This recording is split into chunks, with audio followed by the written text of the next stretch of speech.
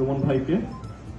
এ পর্যায়ে বক্তব্য রাখবেন যে মানুষটি, যিনি এখানে আপনারা যারা আজকে গুম খুন পরিবার এবং 24-এর গণ আন্দোলনে আহত এবং নিহত পরিবারের সদস্যরা রয়েছেন, আপনাদেরই আরেকজন আপনজন, যিনি 2014 সালে গণতান্ত্রিক আন্দোলন সংগ্রামে বলিষ্ঠ ভূমিকা রাখছিলেন। ঠিক আন্দোলন যখন চূড়ান্ত পর্যায়ে, ঠিক ওই মুহূর্তে ফ্যাসিস্ট হাসিনা সরকার এবং প্রতিবেশী ষড়যন্ত্রের শিকার হন। সেই ষড়যন্ত্রের শিকার হয়ে উনি গুমের শিকার হন। আমি একজন সৌভাগ্যবান সাংবাদিক, যখন ওনার গুম অবস্থা থেকে যখন ভারতের মেঘালয় রাজ্যে ওনাকে উদ্ধার উনি হলেন, তখন সেই সংবাদ কাভার করার জন্য তৎকালীন আমি যখন রেডিও আমারে ছিলাম, রেডিও আমার থেকে আমাকে পাঠানো হয়েছিল, আমি দেখেছি। সেই সঙ্গে ঢাকায় আপনারা জানেন আমাদের প্রধান অতিথি সালাউদ্দিন ভাইয়ের মিসেস 9 পার্লামেন্টে এমপি ছিলেন হাসিনা আহমেদ। তো ভাবি প্রধানমন্ত্রীর কার্যালয় নবম পার্লামেন্ট, ওইটাই নবম পার্লামেন্ট, 2009 সালে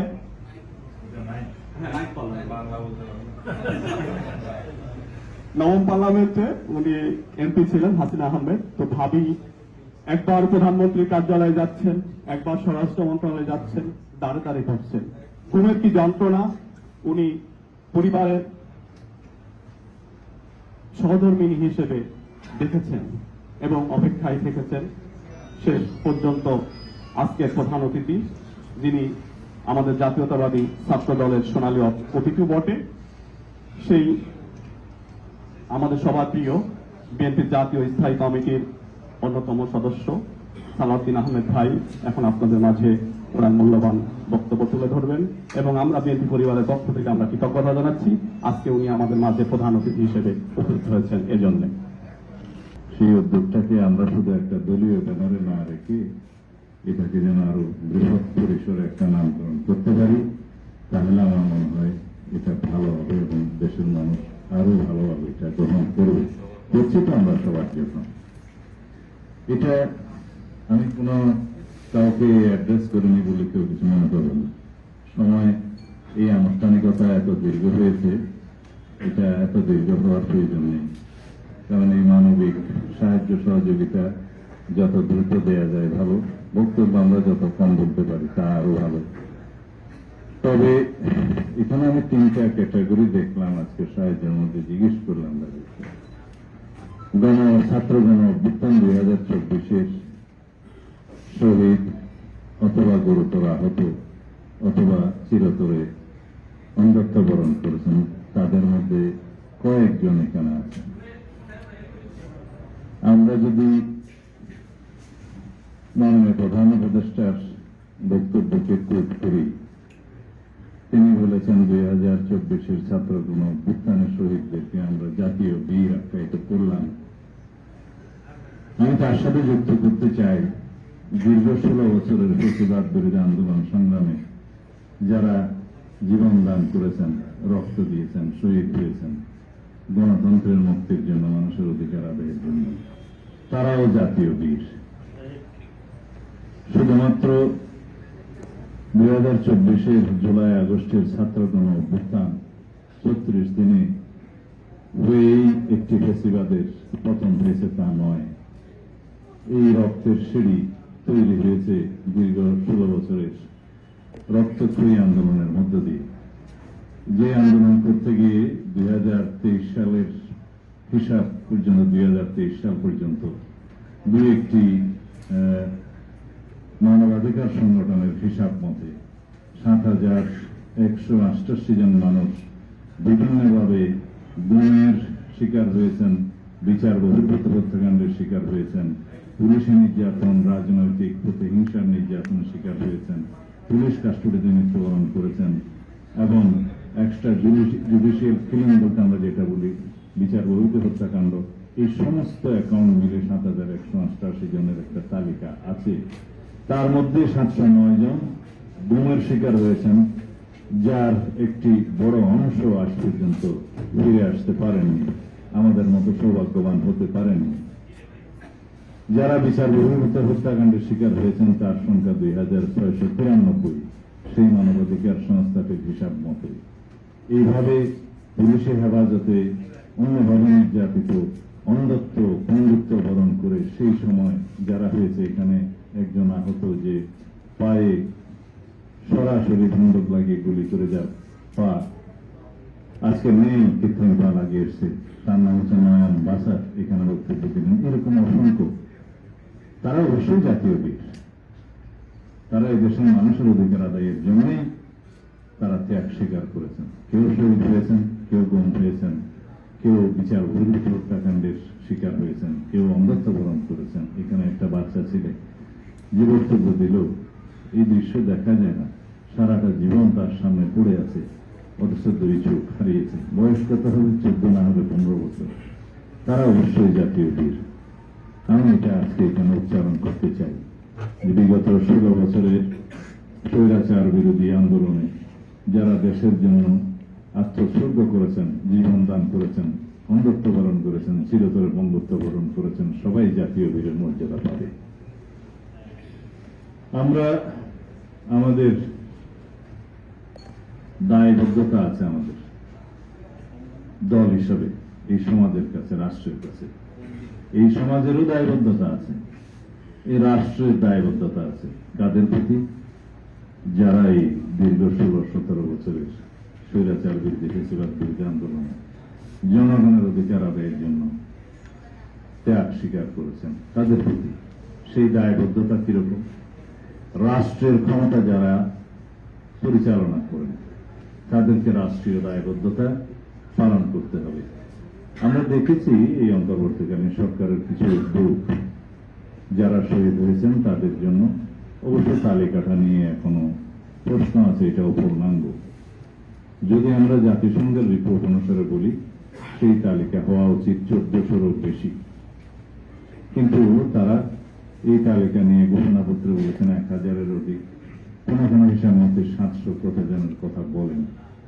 আমাদের দুর্ভাগ্য, আমরা সেই তালিকাটা এখনো সঠিকভাবে প্রণয়ন করতে পারিনি। কারণ রাষ্ট্রের যারা দায়িত্বে আছেন, সরকার পরিচালনা করছেন, তাদের আরো একটু এই ব্যাপারে সচেতন হওয়া উচিত ছিল। যেহেতু হসপিটালের রেজিস্ট্রার গায়েব করা হয়েছে, যেহেতু অনেক জায়গায় গণকবর দেওয়া হয়েছে, এগুলো উদ্ঘাটনের জন্য অবশ্য কিছু সময় লাগবে। তারপরেও এই উদ্যোগটা নেওয়া উচিত, সেগুলো খতিয়ান বের করতে হবে। আর 20,000-এরও বেশি, এটা জাতিসংঘের রিপোর্টটাই আমি তুলে ধরছি, 20,000-এরও অধিক গুরুতর আহত হয়েছেন, পঙ্গুত্ব হয়েছেন। সেই রিপোর্টে সম্ভবত 5 শতাধিক মানুষ 2 চোখের অন্ধত্ব বরণ করেছে, রিপোর্টে লেখা আছে। সেই হিসাবটাও আমাদেরকে বের করতে হবে, কারণ 2 চোখের অন্ধত্ব যারা বরণ করেছেন তাদের হিসাবটা তো বের করা যায়। তারা তো জীবিত আছে, তাদের অধিকাংশ এখনো চিকিৎসাধীন, কারো কারো বিদেশে চিকিৎসা হয়েছে, কেউ কেউ এমন শুনেছে আত্মহত্যা করেছেন, দুঃখে, কষ্টে, অভিমানে। তারপরে আমাদের এই হিসাবটা বের করা উচিত। 1 চোখের অন্ধত্ব তো অসংখ্য, তারা সবাই জাতীয় বীর। আমরা তাদের জন্য রাষ্ট্রীয়ভাবে, সামাজিকভাবে, দলীয়ভাবে অবশ্যই আমাদের করণীয় আমরা পালন করব ইনশাআল্লাহ। এখন আসি আজকের এই অনুষ্ঠানের কেন এই আনুষ্ঠানিকতা, সেই কথা। আমাদের নেতা শহীদ রাষ্ট্রপতি জিয়াউর রহমানের সুযোগ্য উত্তরাধিকার, দেশনেত্রী বেগম খালেদা জিয়ার সুযোগ্য উত্তরাধিকার সূত্রেই মানবিক দৃষ্টিভঙ্গি পেয়েছেন, ইনহেরিট করেছেন। রাষ্ট্রের মানুষের প্রতি, দেশের মানুষের প্রতি যে সহানুভূতি, যে মানবিক আচরণ করতে হয়, সেটা তার রক্তের মধ্যে আছে। তার নিজস্ব এই অনুভূতি, এই দায়বদ্ধতা থেকেই এই কর্মকাণ্ড পরিচালনা। এবং আমাদের মতে দৃষ্টিভঙ্গির সংস্কার প্রয়োজন, আমাদের সমাজের দৃষ্টিভঙ্গির সংস্কার প্রয়োজন, মানসিক সংস্কার প্রয়োজন। এটাই আমাদের সামাজিক আন্দোলন হওয়া উচিত এবং তাই আমরা পরিচালনা করছি। আমাদের এই সমাজকে, এই রাষ্ট্রকে, এমনকি দলকেও প্রতিদিন সংস্কারের মধ্য দিয়েই যেতে হবে। এই সংস্কারের মধ্য দিয়ে আমরা জনকল্যাণমুখী একটি রাষ্ট্র ব্যবস্থা গঠন করতে পারব। সুতরাং আমাদের দৃষ্টিভঙ্গি আমরা এভাবেই গ্রহণ করি যে আমরা প্রতিদিন সংস্কারের মধ্য দিয়ে যাব, জনকল্যাণমুখী সংস্কারের মধ্যে দিয়ে যাব একটি জনকল্যাণকর রাষ্ট্র ব্যবস্থা, সমাজ ব্যবস্থা বিনির্মাণের জন্য। আমরা এখন রাষ্ট্রীয়ভাবে ইদানিং সবাই একটা কথা খুব পপুলার হয়েছে শুনি যে সংস্কার হচ্ছে। রাষ্ট্র কাঠামোর সংস্কারের মধ্য দিয়ে কাঙ্ক্ষিত মানবিক রাষ্ট্র ব্যবস্থা আসলে অর্জিত হয় না। কারণ এই রাষ্ট্র ব্যবস্থাটা যারা পরিচালনা করবে তাদের মানসিক সংস্কার হওয়া দরকার, জনগণের মানসিক সংস্কার হওয়া দরকার, আমাদের দৃষ্টিভঙ্গির সংস্কার হওয়া দরকার, এবং এই সমাজের মানুষের, আমাদের রাজনৈতিক নেতৃবৃন্দের, যারা রাষ্ট্র পরিচালনা করে তাদের সম্মিলিতভাবে সবার মানসিক সংস্কারের মধ্য দিয়েই আমরা যদি রাষ্ট্র কাঠামোর সংস্কারটা বাস্তবায়ন করতে পারি তাহলে 2-2-4 হবে। তাহলে আমরা একটা এই কল্যাণমূলক মানবিক রাষ্ট্র পেতে পারব। কারণ সংস্কারের মধ্য দিয়ে আমরা একটা গণতান্ত্রিক সংবিধান পেলাম। সেই গণতান্ত্রিক সংবিধানের মাধ্যমে যে সরকার ব্যবস্থা গঠিত হবে, তাদেরকে, সেই ব্যবস্থাকে যারা পরিচালনা করবে তাদের যদি মানসিক সংস্কার এবং দৃষ্টিভঙ্গি না পাল্টায়, এবং অপর পক্ষে যারা রাষ্ট্রের জনগণ, যারা বেনিফিশিয়ারি, যারা সরকার যাদের কাছে দায়বদ্ধ, সমাজ যাদের কাছে দায়বদ্ধ, তাদেরও যদি দৃষ্টিভঙ্গি না পাল্টায় তাহলে মানবিক রাষ্ট্রটা হবে না। কারণ আমরা জনগণ হিসেবে যদি মনে করি সব দায়িত্ব সরকারের, সেটা একটা ভুল ধারণা। রবার্ট কেনেডি যখন রাষ্ট্রের প্রথমবার আমেরিকার প্রেসিডেন্ট হলেন, তিনি বলেছিলেন, আমি 3 জেনারেশনকে কিছু দিতে পারবো না, হয়তো 3rd জেনারেশন কিছু পাবে। আমাদের দৃষ্টিভঙ্গিটা এমন হবে, সরকার আমাদের জন্য কি করবে তা নয়, জনগণ দেশের জন্য কি করবে সেটাও ভাবতে হবে। এটাই হচ্ছে দৃষ্টিভঙ্গির সংস্কার, দৃষ্টিভঙ্গির পরিবর্তন। তাহলে আমরা জনগণ এবং দায়বদ্ধ সরকার জনগণের কাছে এই উভয়ই মিলে একটা আমাদের কাঙ্ক্ষিত রাষ্ট্র ব্যবস্থা, সরকার ব্যবস্থা, সমাজ ব্যবস্থা প্রতিষ্ঠিত করতে পারবে।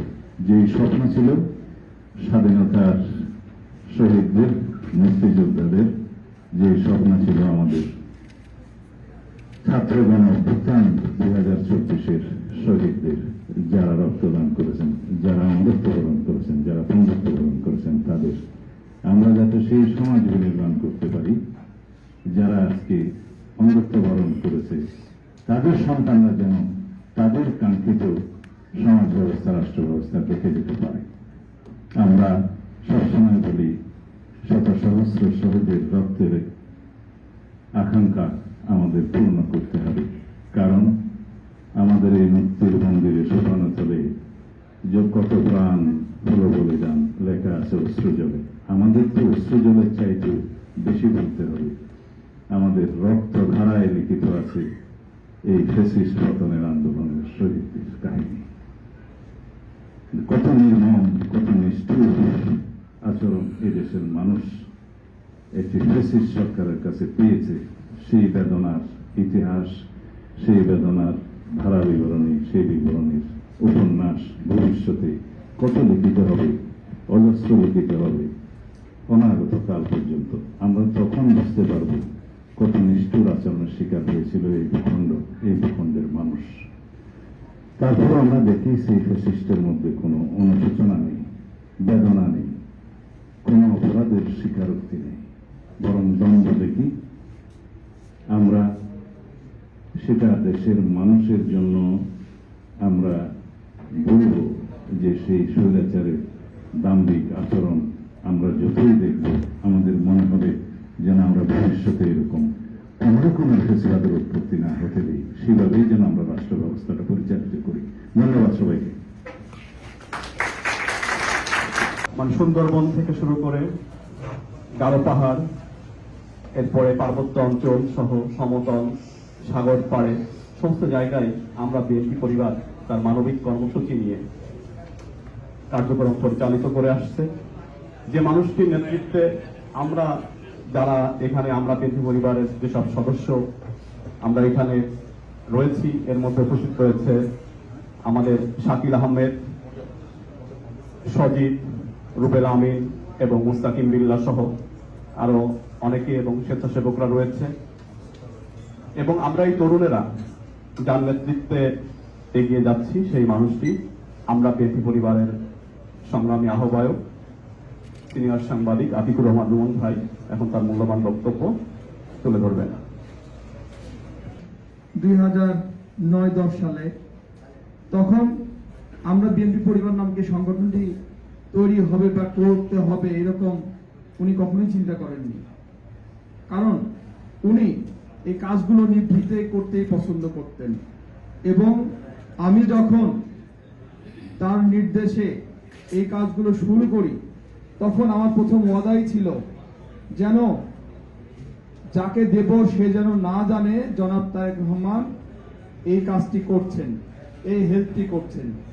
কখনোই উনি উদ্বুদ্ধ করেননি আমাকে এটা বলতে, বরং ওয়াদা করে নিয়েছে যাতে আমি না বলি।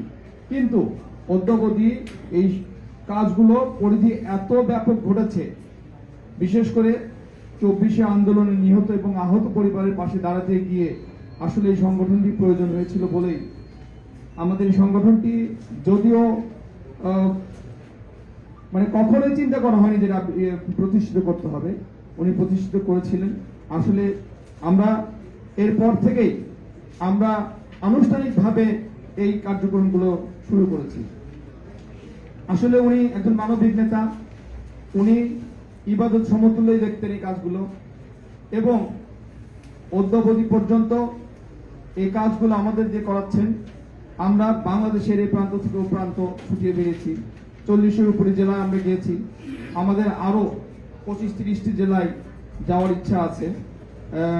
যেগুলো জেলাতে আমরা প্রথম কাজ করেছি, এগুলো জেলাতে নিহতের সংখ্যা যখন বেড়েছে আমরা কোনো কোনো জেলায় 2 বা 3 বারও গেছি, আরো যাব। আপনাদের সবাইকে উপস্থিত হওয়ার জন্য ধন্যবাদ জানাচ্ছি এবং আজকের সবার প্রধান অতিথি বলবো না, আমাদের বড় ভাই বিএনপি স্টেট কমিটির সদস্য উনি বক্তব্য রাখবেন। আপনারা এই বক্তব্য শেষে আমরা যারা এখানে আহত নিহত পরিবার এবং ক্যান্সার আক্রান্ত কিছু আমাদের নেতাদের আত্মীয়, নেতাদের সন্তান এবং নেতাদের ওয়াইফ বা নেতারা আছেন, তারা সাহায্য নেবেন ইনশাল্লাহ। আমরা যতটুকু পারি এই বিএনপি পরিবার থেকে করছি ইনশাল্লাহ। আমি আবারও বলবো, আমরা বিএনপি পরিবার এই সমস্ত পরিবারের পাশে ছিলাম, ইনশাল্লাহ আছি, ইনশাল্লাহ থাকবো। আসসালামু আলাইকুম। আপনাদের জন্য এই দেশের মানুষের পাশে দাঁড়ানোর চেষ্টা করছি। আমরা বিএনপির ভারপ্রাপ্ত চেয়ারম্যান জনাব তারেক রহমানের নির্দেশনায় আমরা এই কাজগুলো করে থাকি। প্রতিদিন কাজটি করেন, সেখানে নেতৃত্ব দেওয়ার বা নেতার কোনো অবস্থান নেওয়ার জন্য এই কাজটি তারা করেন না। আমরা সবাই জানি যে কোনো একটা রাজনৈতিক দলের প্রাথমিক কাজটি থাকে জনগণের সাথে, তাদের সাথে সরকারে যাওয়া, ক্ষমতায় যাওয়া, এটি হচ্ছে রাজনৈতিক দলের রাজনীতি করবার অন্তর্নিহিত জায়গাটি।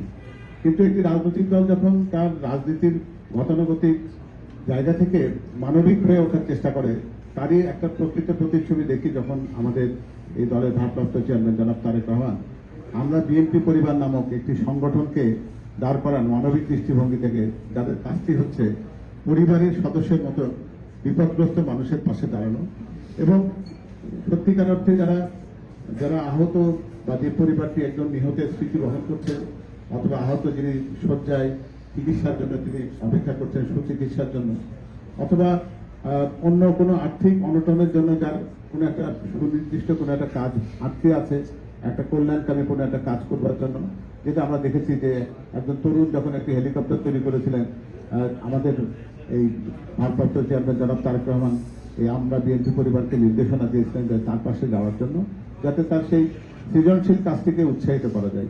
ঠিক এইভাবেই এই সংগঠনটি বাংলাদেশের প্রত্যেকটি মানুষের কাছে পৌঁছে যাওয়ার চেষ্টা করে।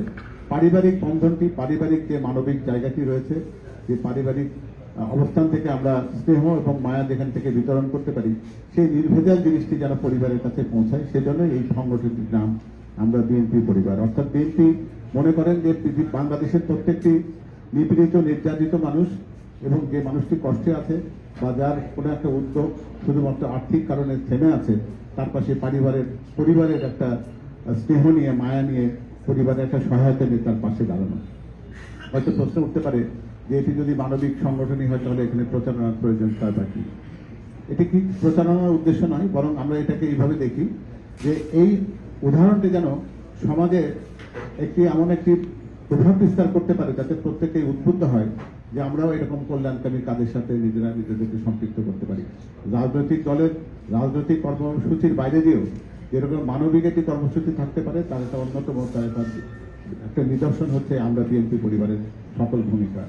এবং একই সাথে এই কথাটি বলে আমি আমার কথাটি শেষ করব যে আমরা বিএনপি পরিবার এমন একটি উদ্যোগ নিয়ে সামনের দিকে যেতে চাই যেখান থেকে এই মানবিক দৃষ্টিভঙ্গি বা মানবিক কর্মকাণ্ডটি শুধুমাত্র বাংলাদেশ নয়, বিশ্বব্যাপী এমন একটা উজ্জ্বল রাজনৈতিক উদাহরণ সৃষ্টি করতে পারে যে একটি রাজনৈতিক দলের শুধুমাত্র ক্ষমতায় যাওয়ার আকাঙ্ক্ষা থেকে রাজনীতি নয়, বরং মানুষের কল্যাণ করবার জন্য প্রকৃতপক্ষে যে আন্তরিক চেষ্টাটি আছে সেটি যেন তার রাজনৈতিক কর্মসূচির ভিতরে অন্তর্ভুক্ত হয়। দেশনায়ক তারেক রহমানের জন্য আপনারা দোয়া করবেন যাতে তার এই রকম মানবিক কল্যাণকারী যে সমস্ত কর্মপরিকল্পনাগুলো রয়েছে সেগুলো যেন আরো বিকশমান হয় এবং বাংলাদেশের মানুষের জন্য তার কল্যাণ ভাবনা যেন সত্যিকার অর্থে বাংলাদেশকে আগামী দিনে একটা তার কাঙ্ক্ষিত জায়গায় পৌঁছানোর জন্য সহজ করে দেয়।